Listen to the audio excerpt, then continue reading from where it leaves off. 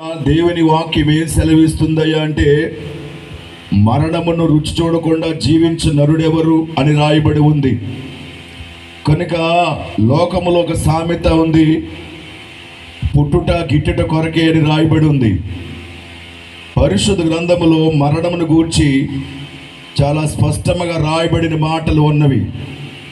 ఏమిటి ఆ మాటలు అంటే, అంతలో కనబడి అంతలో మాయమైపోయే నీటి ఆవిరి లాంటిది జీవితం అని రాయబడి ఉంది. ఇంకా ఏమి రాయబడి ఉందంటే, త్రాసు మీద ధూళి లాంటిది జీవితము అని రాయబడి ఉంది. ఇంకేం రాయబడి ఉంది అంటే, చేద నుంచి జారే నీటి బిందువు లాంటిది ఈ జీవితము అని రాయబడి ఉంది. ఎంతో బలముగా ఉండొచ్చు, ఎంతో శక్తివంతమైనటువంటి వారుగా ఉండొచ్చు, కానీ ఏది ఏమైనా మరణమును రుచి చూడకుండా జీవించు నరుడెవరు అని లేఖనములో రాయబడి ఉన్నది. కనుక జీవించున్న మనము ఏదో ఒక దినాన్న ఈ రీతిగానే వెళ్ళవలసిన వారుగా ఉన్నాము అనే విషయాన్ని జ్ఞాపకం చేసుకోవాలి.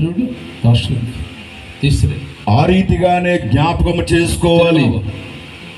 కనుక జీవించేటువంటి వారమైన మనము, శాశ్వతమైన లోకము కాదు అని తెలుసుకున్న మనం ఎక్కడికి వెళ్తాము అనే ఆలోచన కలిగిన వారుగా జీవిస్తూ దేవుని వాక్యం సెలవిస్తూ ఉంది.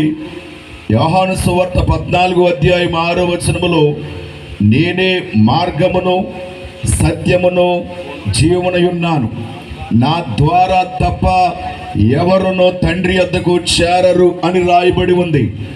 అనగా యేసుక్రీస్తు ప్రభుల వారు మాత్రమే ఆ మాట చెప్పారు. నేనే మార్గమును సత్యమును జీవమునయున్నాను, నా ద్వారా తప్ప ఎవరునో తండ్రి వద్దకు చేరరు అనే మాట పరిశుద్ధ గ్రంథములో చాలా స్పష్టంగా రాయబడి ఉన్నది.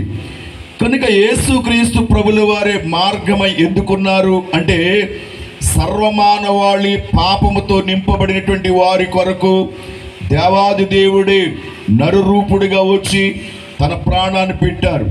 కనుక పాపం వల్ల వచ్చి జీతము మరణము అని రాయబడి ఉంది. కనుక ప్రతి మానవుడు, అనగా మానవుల యొక్క జీవితము పాప జీవితములో నింపబడి ఉన్న కారణాన్ని చేత పాపమును తీసివేసుకునే నరుడెవడును లేడు. కనుక యేసు వారి యొక్క రక్తమే పాపాన్ని క్షమిస్తుంది. ఆయన కాచిన రక్తము ద్వారా మనకు పాప క్షమాపణ జరుగుతుంది. ఆయన చిందించిన రక్తము ద్వారా మనము శుద్ధీకరింపబడుతున్నాం. గనుక ఆయన మనలను శుద్ధీకరించడానికి నరుడిగా వచ్చి ఆయన రక్తాన్ని చిందించి మరణించి సమాధి చేయబడి పునరుత్థానుడై ఆయన ఆరోహణమై వెళ్ళి ఉన్నారు. ఆ మాటని అపోస్తలుడైన పౌలు తెస్సలోనికి రాసిన మొదటి పత్రిక 4:13 జ్ఞాపకం చేస్తూ ఉన్నారు. ఏమంటున్నారు ఆయన అంటే, సహోదరులారా, నిరీక్షణ లేని ఇతరుల వలె మీరు దుఃఖింపకుండు నిమిత్తము అని మాట్లాడుతున్నారు. ఒక నిరీక్షణ అనేది లేనటువంటి వారు దుఃఖపడతారు. నిరీక్షణ అనేది లేనటువంటి వారు ఎలాగ మా గత జీవితం, ఎలాగ మా శాశ్వత జీవితం, ఎలాగన మా యొక్క జీవిత పర్యంతరమని ఆలోచన చేస్తారు. కానీ యేసుక్రీస్తు నందు ఉన్నటువంటి వారికి అలాంటి దుఃఖము ఉండదు. ఎందుచేతంటే యేసుక్రీస్తు నందు ఉండి నిద్రించిన వారు మొదట లేపబడతారు అని రాయబడి ఉంది. కనుక యేసుక్రీస్తు ప్రభుల వారు ఆయన జీవించారు, నిద్రించారు, సమాధి చేయబడ్డారు, పునరుత్థానుడై లేచారు. ఆయన యందు ఉన్నటువంటి వారిని ఆయన వెంట పెట్టుకుని వస్తాడని రాయబడి ఉంది. కనుక ఆయన ఒకసారి భూమి మీదకి వచ్చారు, ఆయన చేయవలసిన కార్యములన్నీ చేశారు. తిరిగి ఆరోహణమవుతూ ఆయన ఒక మాట చెప్పారు, నేను మరలా వస్తాను. ఆయన మరలా వచ్చేవారుగా ఉన్నారు. రెండవ రాకడలో మధ్యాకాశానికి వస్తారు. ప్రధాన దూత శబ్దముతోనూ ఆర్భాటముతోనూ మధ్యాకాశం మీదకి వస్తారు. ఆయన యందు ఉండి నిద్రించిన వారు మొదట లేస్తారు.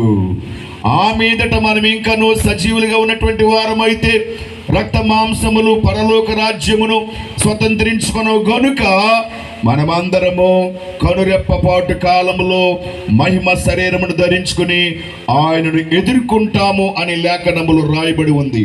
గనుక అపోస్తలుడైన పౌలు చెప్పబడినటువంటి రీతిగా నిద్రించిన వారిని గూర్చి దుఃఖపడకుండా నిమిత్తము ఈ సంగతిని మీకు తెలియజేస్తున్నాను అని చెప్పి మీరు ఈ మాటల చేత ఒకరినొకరు ఆదరించుకొనుడి అన్నాం అని రాయబడి ఉంది.